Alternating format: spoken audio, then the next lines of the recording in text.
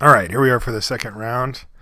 And we're playing against a fellow clan member, and he's very excited to... here, you can see. He's stoked. So this should be fun. We will be playing first. Should we tell him he's on video? He says he's a big fan of the coverage and the videos and stuff in the show. Told him he's on video. Let's see what he says here. All right, so we're not going to mulligan this hand.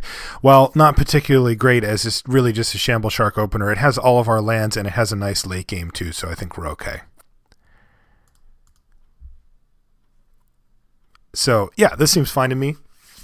Tons of draws that we can hit in the interim, and even if we don't, as long as he doesn't just bum rush us in a ridiculous way, then we get to play like Leyline Phantom into Urban Evolution to help stabilize the board and get us into some action. So it should work out just fine. All right, another land for us. No, I'm not afraid of a counter here. Might as well wait.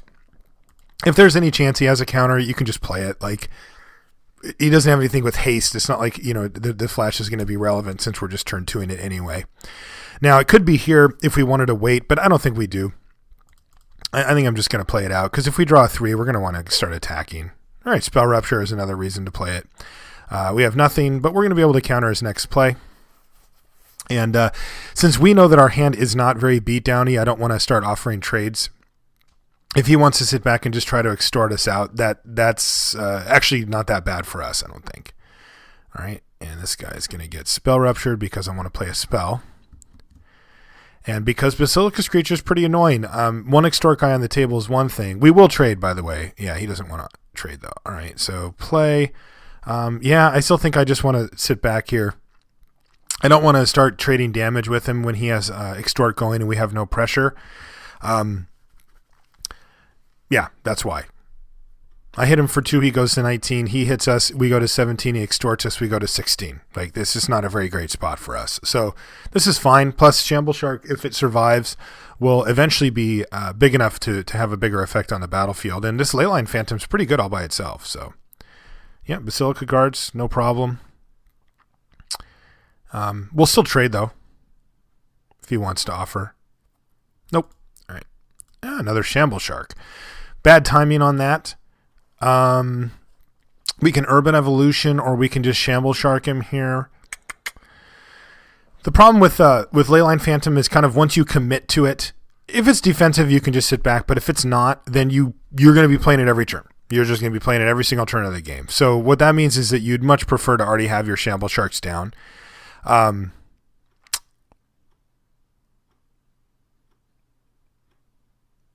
In 2 turns, yeah. So I think what I'm going to do is I am going to run out the Leyline Phantom here and get that first evolve trigger going. Next turn, what I can do is I can decide if I want to attack or not. And if this is dead, then it won't matter. If it's alive, though, we're going to have a decision. And because what I can do is I'm going to play my land for the turn. I can Urban Evolution, hit another land, play it, and play Shamble Shark that turn, which is a pretty sweet turn. All right, we don't care about Shadow Ally Dens isn't much. We're looking to just do bigger stuff at this point. But what I want to make sure that we do is the next time I play Leyline Phantom, I get evolves on both of my Shamble Sharks. That's kind of the key. I got to make sure that these Shamble Sharks just get big. So let's see what we draw. Elusive Krasis. All right, so that makes it a little easier for us here, as we can play Shamble Shark and Elusive Krasis this turn and not worry about Urban Evolution quite yet. Leyline Phantom, I think, is fine to attack here. Yeah, I think it's a fine attack. And then we'll play Krasis, Shamble Shark, and then ship the turn back. So that's pretty good. So what we can do is we can play Elusive Krasis first. Now this is going to clue him in that he's going to not see the Leyline Phantom come back down this turn, but it's going to also enable our Shamble Shark to attack, and that's pretty important here. If we attack, we can actually consider waiting a turn. He's going to double block here, and we're trading Shamble Shark for Syndic of Tides, which isn't really that great for us, to be honest. Yeah, so I think I'm just going to hold back with Shamble Shark for now. I was thinking that I was going to be able to attack with it. That's why I wanted to play this first, but he's got a little more information, but it doesn't actually change our line at all. We were going to attack regardless of whether we played this first or not. And this way, we get to replay Leyline Phantom next turn, and also we're going to have a 3-2 Shamble Shark that he doesn't know about. So that's pretty good. 1/2 elusive Krasis, and then this is going to be a 5/4. So he's going to probably find some removal for one of these things, but we'll be good otherwise. All right, Court Street Denizen. Yeah, so we need to start putting some pressure on him here. Let's see. I'm curious to see if he pays for both extorts. It looks like he's going to. Yeah, so we've got some beatdowns to do here, and starting to look like trading off for this Syndic of Tides is actually going to be okay with us at some point. All right, so he's going to pass the turn back. He's trying to grind us out, but we're going to start getting very big here. All right, so we've got this. Elusive Krasis gets big, and then it's going to get big again, and everything else is. He says it's a super Simic deck, but little does he know that we don't even have a Cloudfin Raptor in this deck. So I like just playing out Leyline Phantom here.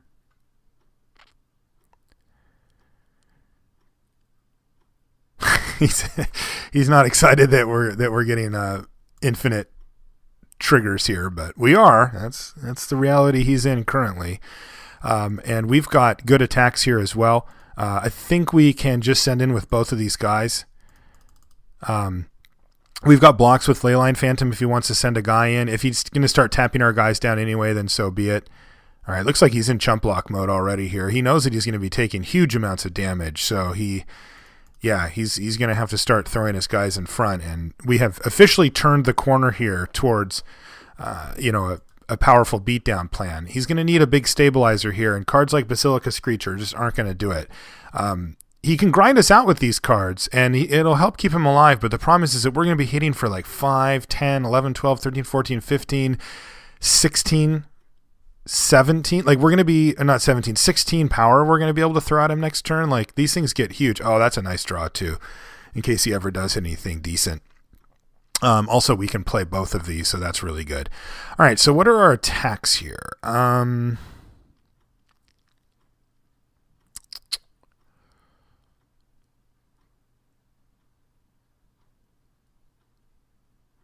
Interesting position, because this guy with 3 toughness is way, way, way better than him with 2 toughness, because it means that he has to put 2 guys in front. So if I play Ivy Lane Denizen right now, which I can do, then I get to evolve this guy and then attack with everything. That seems fine to me.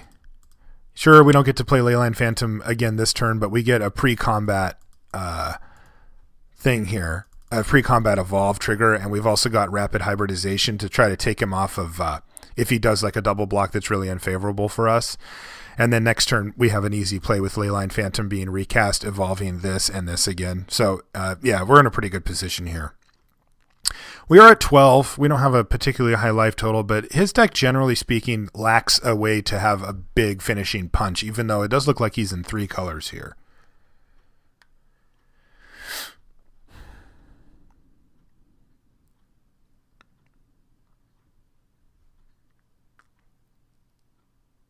So let's see what happens. He doesn't have any good blocks, at least none immediate. There's always a best block, of course, and so he's got to try to find that. If he does this way, he's taking 11, which is, I think he's okay with that. Yeah, he's fine with that. So we'll ship the turn back. And, if he goes for something like Shadow Slice, right, then we have rapid hybridization for that. Because a card like Shadow Slice will absolutely get the job done. That will wreck us quite nicely. So rapid hybridization at this point is just a backup plan in case he does some big finishing spell like that, because right now we're 1 attack step away from putting him in just a really poor situation. Let's see what he's got here, though. He really can only attack with the Basilica Screecher as the board sits. If he can get rid of this Ivy Lane Denizen, then he can get in for 3 plus like an extort, like if he's got a Grizzly Spectacle or something. But I just don't think he's really in a position to race us here. I mean, he might even just be dead on the backswing if he makes that play. He knows we have Leyline Phantom on our hand as well. So he has to plan for this, and this all getting an evolve trigger. All right, he's got a Bane Alley Broker. Not bummed out to see that at all. He's going to pay for both extorts. I'm curious to see if he sends with a Screecher. It depends on how well he's sort of planned out how this next turn's going to go. He is facing lethal, so he's got to be really careful here.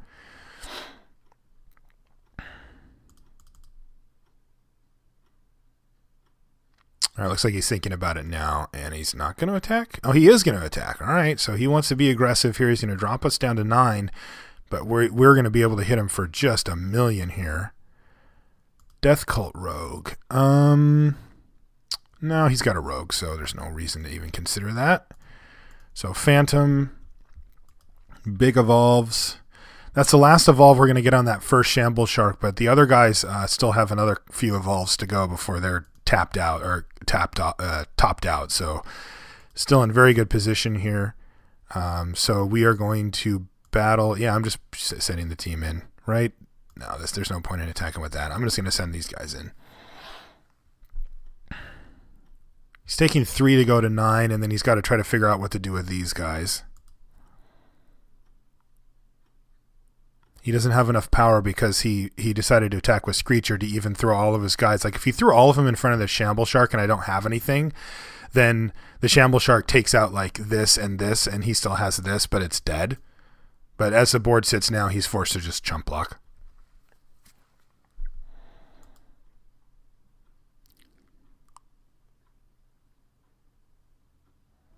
All right.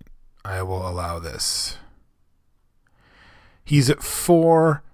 He is not technically facing lethal, although he really is. We've just got enough guys to send in the whole team. So yeah, he is actually just facing lethal here. I was going to say he's not lethal from the elusive crisis, because assuming that he casts a spell here, he will get a couple of triggers, but we're just going to be able to attack with the whole team here. Again, even if you draw something like Obzidot or whatever, we can bink it. If he leaves it back to block, he'd need a white mana source too. So I'm just thinking of like extreme edge cases, but we're looking to be in good position. Now, one card that he could play that could get us pretty good is Merciless Eviction. That would wipe our board and his. The good news is that we've got backup plans here. We've got Death Cult Rogue, which is a nice clock if you can't find a way to block it, and we've got a way to refill our hand and have tons of mana with which to do that kind of stuff as well. So we're in a pretty good position. All right, so he's going to go for a Slate Street Ruffian, which is essentially Slate Street chump blocker here. Now, he does have that Bane Alley Broker available, but as the board sits, he's going to take 3 and go to 3 from this, and we're going to attack with 1, 2, 3, 4 creatures, and he will have up to 4 to block with, but he cannot take a hit from any of them except for this one. It might be worth me rapid hybridizing that thing. Let me take a look at what he does with this here. Okay, so let's just take a quick pause here and take a look at what we've got. So we know this guy's getting in, so he's at 3. He's tapped out. He's got 4 blockers, and we've got 1, 2, 3, 4 attackers. He has to block all of them except for this. He can take this and go to 1. So he blocks here, he blocks here, he blocks here, and this thing lives, let's say. Oops, sorry. I don't know I don't know exactly which one he wants to do. So instead, what we can do is we can hybridize this thing, and then he has to block everything. So he puts a 3/3 here, he blocks here, he blocks here, and he blocks here, and he has no board.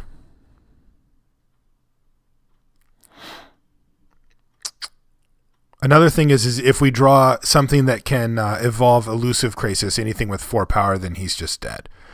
Also, though, I think I'm just going to keep it alive, because if we draw any green creature, that also does it. And he's still alive after the turn either way.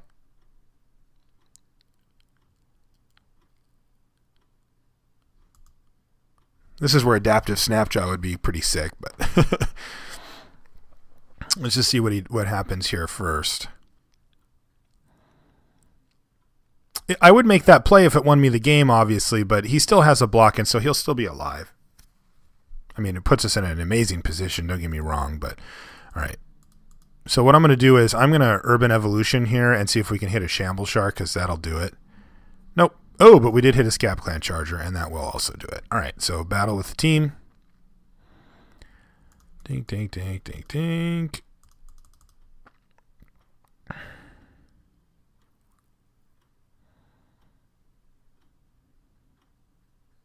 Right. Mm-hmm. Yes.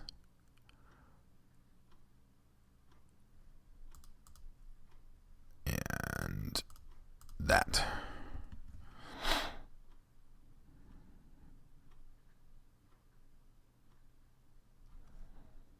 He's going to draw a card first, but there aren't any free ones in the set, so that ought to do it. I guess he just wanted to see what his next card was.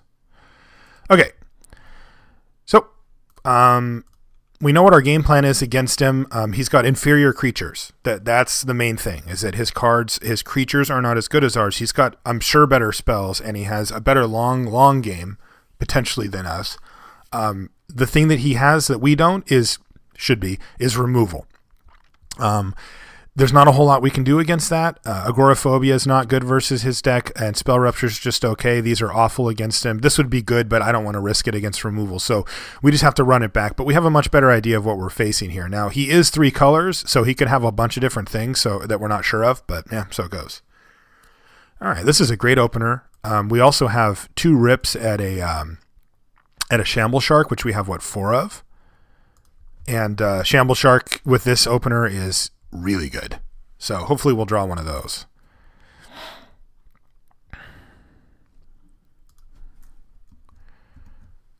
Never had to show him that hybridization either, which is, it can be relevant. All right, so Shamble Shark, one time. Get there, do it, Sharky. No, all right. And so now we're going to have a question. Actually, I know what I'm going to do. I'm going to play Krakenura, because then I can play Death Cult Rogue and evolve it and keep going. I always prioritize. Well, he misses drop. Still going to play Krakenura. Getting evolve triggers going. If I can get evolve triggers going, then I will do it. Even if it means, slightly altering the way that I'd play the spells. I mean, in this case, if you look at it, it's going to be a 2/4 attacking, which is a lot like a 2/2. I mean, sure, if he plays the wall or something, or the 1/4, Basilica Guards. Oh, he's got Devour. Yeah, that happens. I knew that was a risk, and I was willing to take it because I think the early Krakenura is just that much better. We have fine follow-up plays here anyway. Probably just going to play the Millennial Gargoyle instead of the Death Cult Rogue. It depends on what he plays, but I want to use up my mana here, and they're really similar anyway.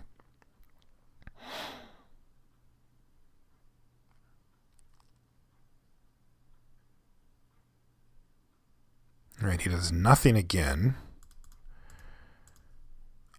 Yeah, Millennial Gargoyle. This way, next turn, I can play Death Cult Rogue, or actually, in this case, probably Slaughterhorn, and then have Spell Rupture up.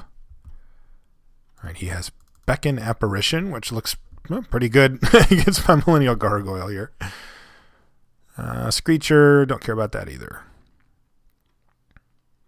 Yeah, so I'm looking to get aggressive here. I don't have a problem using my Slaughterhorn as a creature. Also, he's representing Smite in some way, and I don't want to get blown out. So, if I don't draw an island here, I can play Slaughterhorn and have a pretty decent Spell Rupture up. I can also play Drakewing Krasis and do that too, although Slaughterhorn's better here. So let's start by attacking.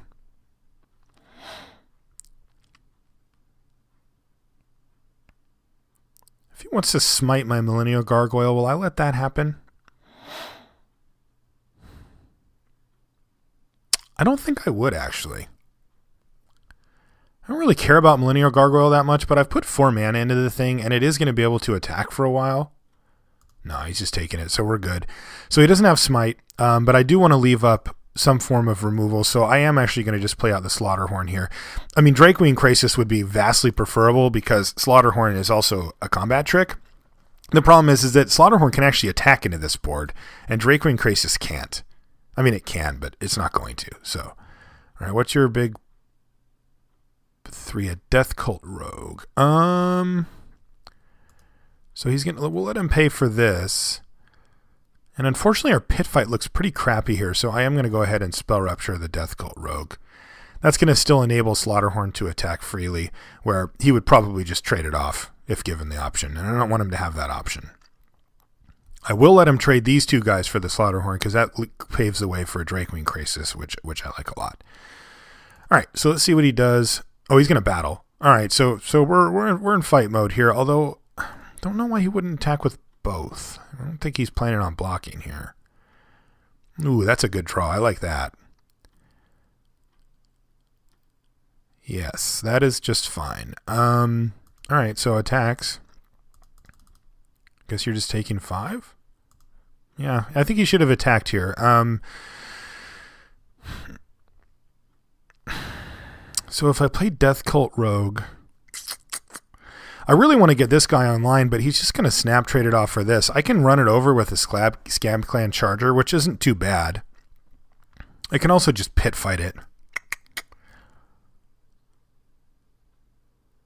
But Death Cult Rogue is harder to play, but it's 1 less power. Yeah, you know, I think I am just going to go for the Drake-Wing Krasis here. I've got Pit Fight that I can use if he wants to keep battling with this Screecher, and I can Scab Clan Charge past a double block or even a single block, and plus this guy already has Trample too, so like it's not even that bad for me.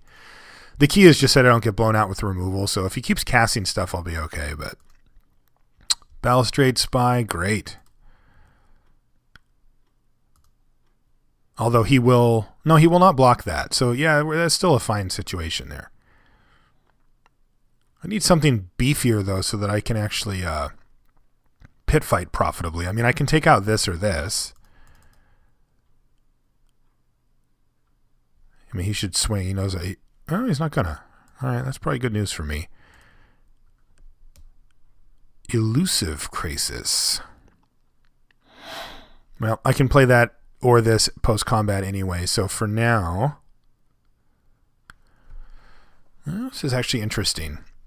If I attack with this and this, then he gets to block the Millennial Gargoyle here and this here, and that means that my Scab Clan Charger won't quite save me, although Pit Fight does. Yeah, Pit Fight does. So if I attack with all 3, he takes this. He blocks this on this. I Scab Clan Charger it. And then I can Pit Fight it or this against whatever he blocks with this. So yeah, that seems fine. Leaving him with like no board if he goes all out.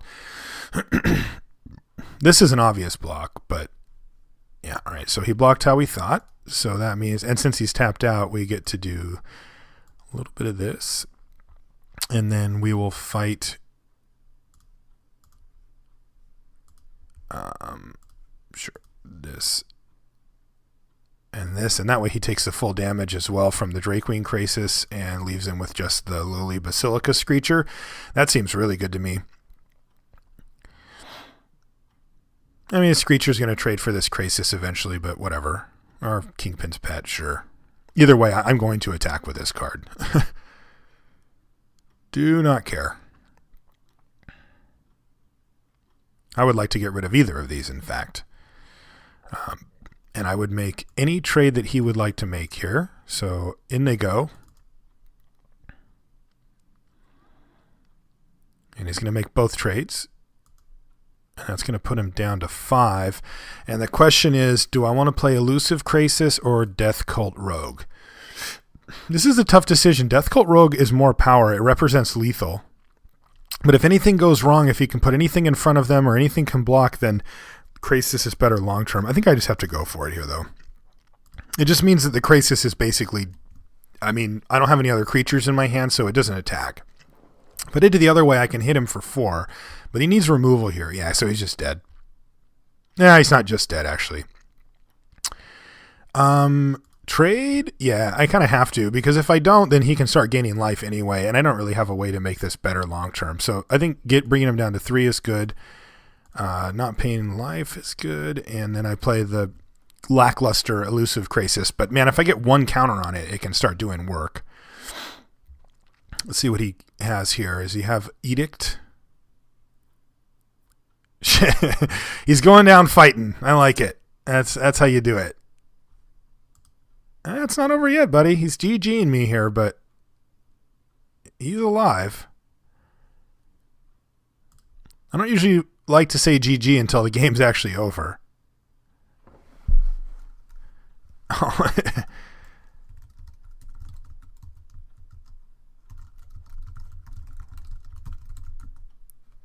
Oh, well, he left. Okay, I will follow up with him after the game. But we're in the finals, so let's see if we can finish up with our kind of forced Simic deck.